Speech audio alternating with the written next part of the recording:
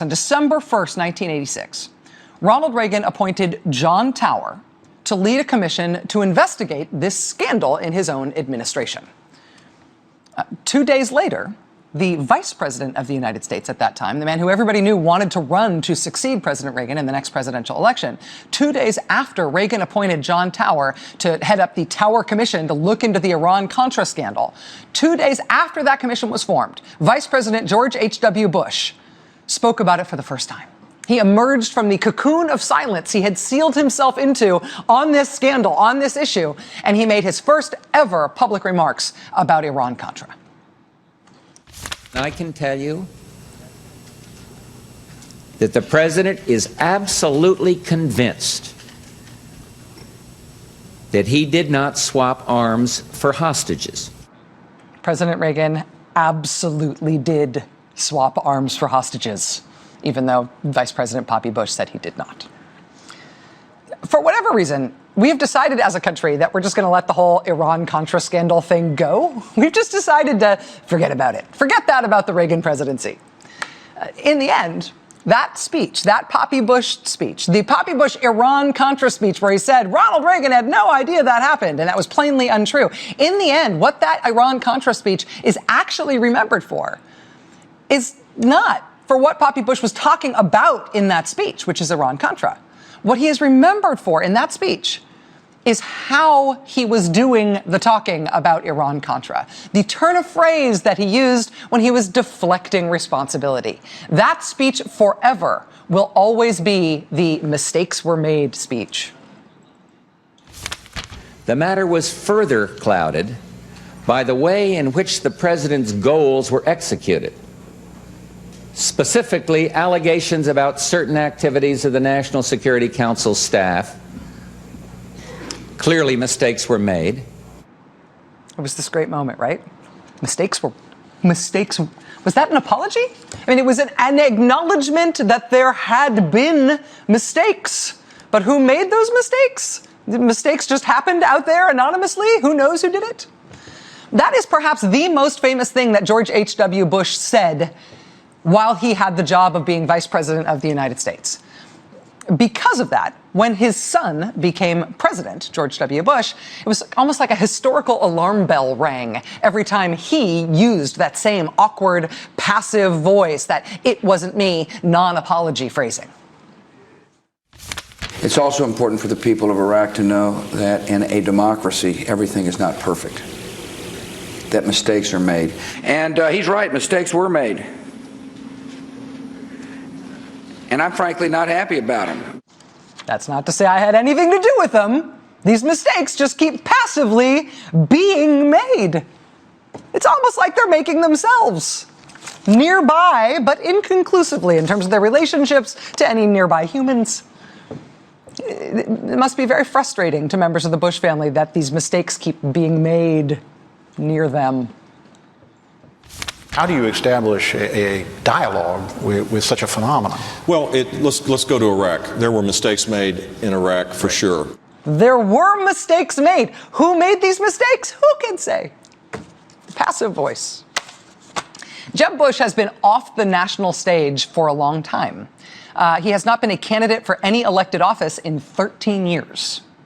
But Jeb Bush now is back, sounding very much like his brother and his dad. And he now is going full tilt right now, making the case to the country that not only should the country pick a Republican president in 2016, but the country should pick 3 Republican presidents in a row who are all from the same family. And so far, at this point in the race, at least, he is winning. He's winning both in terms of media coverage and buzz in the Republican primary side. Most importantly, though, he's winning in terms of money. It was reported with some shock last week that Jeb Bush raised $4 million in a single night at one New York City dinner fundraiser. $4 million for like an hour of his time. That was a shock last week when he did it in New York. Well, he did it again yesterday in Chicago. And next week, he's expected to make not $4 million, but $5 million at one dinner in Coral Gables, Florida. Nobody else has fundraising numbers anything like this right now. And it is designed to be intimidating to the other candidates or the other would-be candidates in the race. This is the same playbook his brother used in 2000 when, a year out from the election, he raised so much more money than anybody ever had before that the most viable candidates who might have run against him never even got into the race. They were so scared by how much money George W. Bush had piled up early on. That is what George W. Bush did to win the nomination in 2000, and that is what his brother Jeb is doing to try to win the nomination right now. Politico.com reported earlier this week that this juggernaut of Jeb Bush fundraising, him raising 7 figures every single day, a year out from Iowa, that is what pushed Mitt Romney out of the race for 2016. You'll remember just a few weeks ago, there was this proud little squawk from Mitt Romney telling people in New York that he was going to make a run for it and they should tell all their friends. That squawk lasted about a week, and then he packed it in and said, no, actually, never mind, I'm not going to run. What happened between that squawk and Mitt Romney taking it back, according to Politico.com, is that when he was dialing for dollars, talking to the people who he expected to be ponying up to fund yet another Mitt Romney for president campaign, he realized that actually he'd been beaten to it. Jeb Bush had already tapped all his donors and started sucking up all the money in the room. Mitt Romney was too late to try to make another run in 2016. And so now, with anybody who might have been a Mitt Romney donor, and with the huge network of donors to his father and donors to his brother, Jeb Bush is building himself a money mountain that nobody else can scale. I mean, financially, he is almost the prohibitive favorite at this point, unless something dramatically changes in the fundraising, on the Republican side. And with that happening sort of slightly underneath the surface, now in an increasingly public way, he's starting to do the things that are expected of a top-tier presidential candidate. This week, for example, Jeb Bush decided to do what the last successful candidate for president did when he was running in 2007. Just like Barack Obama did before him, Jeb Bush this week went to the Chicago Council on Global Affairs to give his big "I'm running for president" foreign policy speech. President Obama called ISIS the junior varsity 4 days after they took Fallujah, and when they comprised a fighting force of more than 200,000 battle-tested men. Jeb Bush yesterday condemning President Obama for not realizing that ISIS had 200,000 fighters. ISIS does not have 200,000 fighters. After the speech, Jeb Bush's staff had to clarify to reporters that he didn't mean that. Actually, what he meant to say was 20,000, not 200,000. He was off by a factor of 10. It happens. There was a lot of stuff like that in this speech. The problem is perhaps best demonstrated by this administration's approach to Iraq. We've had 35 years of experience with Iran. 35 years experience with Iran's rulers. And so, look, this is the more I get into this stuff, there's some things you just go, holy shnikes. The second thing I'd say as it relates to Putin, and the president did this, I don't know what the effect has been because, it's really kind of hard to be out on the road, and I'm just a gladiator these days, so I don't follow every little detail. What about the dissolution of sovereign states in the Middle East and a return to tribalism? I don't have a solution to that. I mean, I've read articles, about whatever the 1915 kind of breakout of the Middle East and how that no longer is a viable deal. As we grow our presence by growing our ability to produce oil and gas, we also make it possible to lessen the dependency that Russia now has on top of Europe. The dependency that Russia now has on top of Europe, also on top of Old Smoky. Also, beware the Buku. We see the rise of non-state terror organizations like ISIS, Boko Haram. Jeb Bush's big debut foreign policy speech had its awkward moments. This was the Daily Beast report on his speech. Quote, likely presidential candidate Jeb Bush delivered a nervous, uncertain speech on national security Wednesday, full of errors and confusion. Jeb bungles facts, pronunciation in his big national security speech, trying to sound presidential. Bush instead came off as a confused former governor. Vox rounded up the top cringeworthy moments from Jeb Bush's foreign policy speech. The Washington Post, Dana Milbank wrote that Governor Bush combined his father's awkward oratory with his brother's mangled syntax. Because he has never been involved in foreign policy at all. The awkwardness and the flubs and the mispronunciation and the I haven't read any articles about that stuff, it is sort of, I think, to be expected at this point in his candidacy. The main thrust of the speech, though, I mean, and the thing that got all the headlines about his speech by design, the thing he wanted people to take away from this speech, was clearly a much simpler thing than some idea that he'd mastered all the details. It was not about his ability to pronounce Boko Haram or to know that it's Ukraine and not the Ukraine. I mean, yes, he screwed all that stuff up.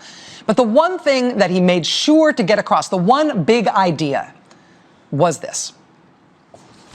As you might know, I've also been fortunate to have a father and a brother who helped shape America's foreign policy from the Oval Office.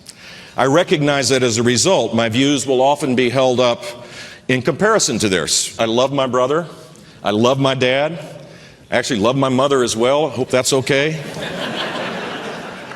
And I admire their service to the nation and the difficult decisions that they had to make. But I'm my own man, and my views are shaped by my own thinking and my own experiences. I'm my own man.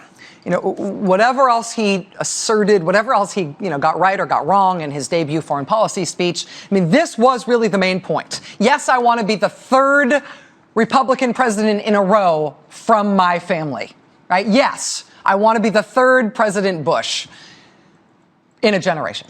But I'm my own man. I'm not my father. I'm not my brother. I love them, but I'm not them. I'm Jeb Bush. I'm a different kind of Bush. Don't see me as just an outgrowth of the other two members of my family who have recently been president. I am my own man. And then here is what went wrong. Here's what went wrong about that as a campaigning for president screw up, right? While the press was absorbing the Jeb Bush foreign policy address and his declaration that he is his own man and he's different from his father and his brother, they were also given by the Jeb Bush for president folks a handout. A list of foreign policy advisors that Jeb Bush was taking counsel from or had endorsements from in his soon-to-be run for the presidency. They gave out a list of 21 names. Of those 21 names, 13 of those people worked on foreign policy issues for Jeb Bush's brother, George W. Bush. 2 of them worked on foreign policy issues for his father, Poppy Bush. And 4 of them worked on foreign policy for both his brother and his dad in their administrations. And then one of them is George Shultz, who's now 94. He was Secretary of State when Jeb Bush's father was vice president. So of the 21 names that Jeb Bush released to the press as his foreign policy advisors, as he was trying to make the case that he is his own man and he should not be conflated with his dad or his brother, of those 21 names, 20 of them worked for his dad or his brother. The Washington Post put it together in this handy Venn diagram showing the overlap between the Poppy Bush names and the George W. Bush names. The other circle on the upper right there is the Reagan administration to encompass George Shultz.